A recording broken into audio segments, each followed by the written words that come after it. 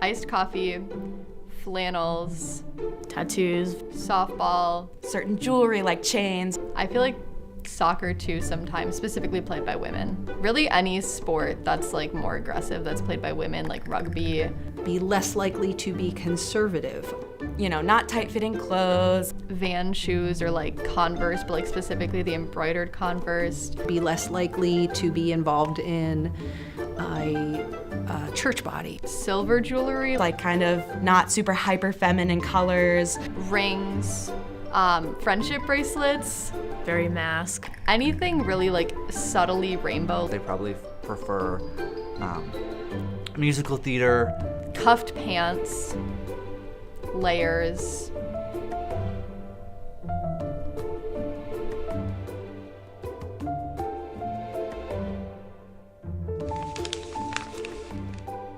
Remember when our dad or mom sat us down to talk about the birds and the bees? They mentioned something kind of cryptic about bees pollinating flowers and birds laying eggs. Or was it bees stinging birds and then the birds somehow having mutant babies with the bees? It doesn't really matter. The point is, sex. People do it. But in order to have sex, we have to understand sexuality and who we're attracted to. That's where things can get kind of tricky. You can be heterosexual, homosexual, bisexual, pansexual, asexual, abrosexual, demisexual, finsexual, graysexual, the list goes on. With all these different labels, it can be hard for people to find exactly where they fit. So when I first came out, I just kind of told my friends like, hey, like I know I'm not like 100% straight, but like I don't know what to label it yet. I kind of had to give myself a label just because I feel like that's a societal norm type thing to do.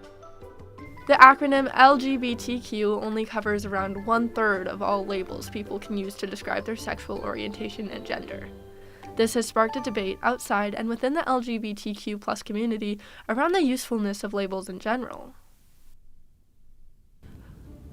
As a professor teaching sociology and from a sociological perspective, I think that labels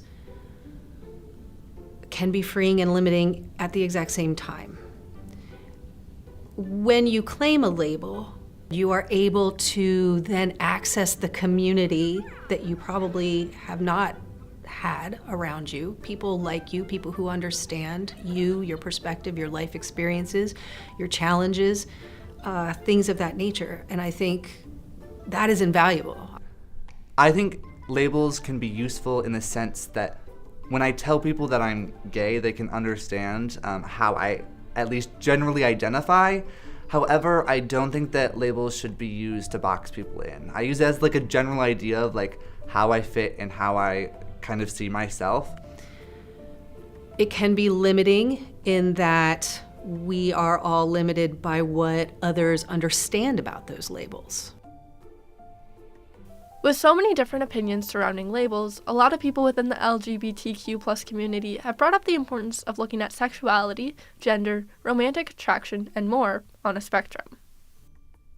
So the way sexuality kind of feels to me is it feels like it's on a spectrum of sexual attraction and romantic attraction. Personally, I feel sexual attraction towards both genders, as well as non-binary people. However, in terms of romantic attraction, I only feel romantically attracted towards women and non-binary people. And so I kind of use that label of lesbian as a convenience factor in my day-to-day life. So I kind of hate labels. For many of us, you know, it can be complex, but I identify as bisexual. Because that seems to be the easiest for people to understand. It seems like, you know, Gen Z and younger millennials have grown up with more of an understanding that things really exist on a spectrum.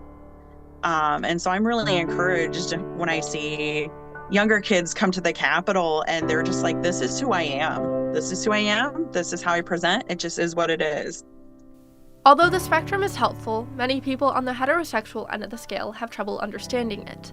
This causes a lot of straight and LGBTQ+ people to put labels on themselves and others within the community that don't exactly describe their sexuality correctly or to its full extent.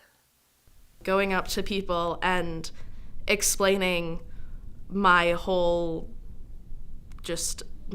spectrum of attraction is a lot to do to someone I've never met before. And so lesbian is significantly more convenient. I do think that somewhat limits me in my identity in terms of who I may or may not have relationships with. If I were to ever fall in love with a woman, the fact that I label myself as gay is not going to stop that from occurring. I think that your sexuality comes from like within, and that isn't always that's not always binary. And so labels aren't perfect, and I don't think it's for other people to put people into a label and into a box. I think, though, that language is important, that being able to name who you are and how you may differ is important.